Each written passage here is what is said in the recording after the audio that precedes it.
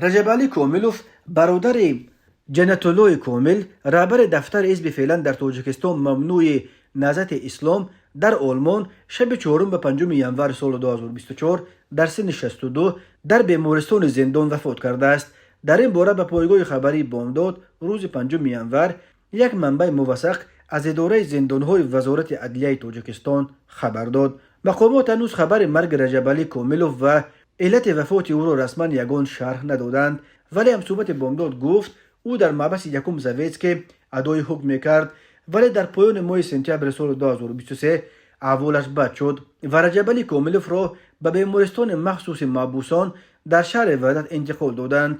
او بیش از 3 ماه باز در این بیمارستان تبابت میگرفت و به گفته منبع بامداد احوالش بد بود و وقتهای آخر تا از گپ زدن هم مانده بود. رجبالی کومیلوف سال 1961 در سربستان نویه دنغره به دنیا آمده 5 فرزند داشت و از خانواده بود که اکثرا عضو یا هوادار حزب نهضتی بودند و برای این در سالهای 90 در جریان جنگ شهروندی در تاجیکستان و سپس بعد منع دیگر باره فعالیت حزب نهضت اسلامی تاجیکستان در سال 2015 مورد تعقیب قرار گرفت.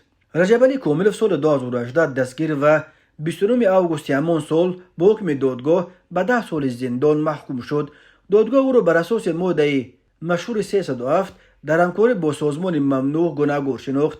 نزدیکانش میگفتند که رجبالی کومیلوف در زمان فعالیت قانونی داشتن حزب نهضت اسلامی با این حزب همکاری داشت، ولی بعد منع فعالیت آن نه با حزب نهضت اسلامی تاجیکستان و نه با گروه‌های دیگر یگان همکاری نداشت و از هر نوع فعالیت سیاسی و اپوزیسیونی کنار رفته بود. جنتولو کومیل بعد منع فعالیت حزب نهضت اسلامی تاجیکستان در سال 2015 به اروپا پناه آورد و چند سال باز رهبر دفتر این حزب در آلمان است.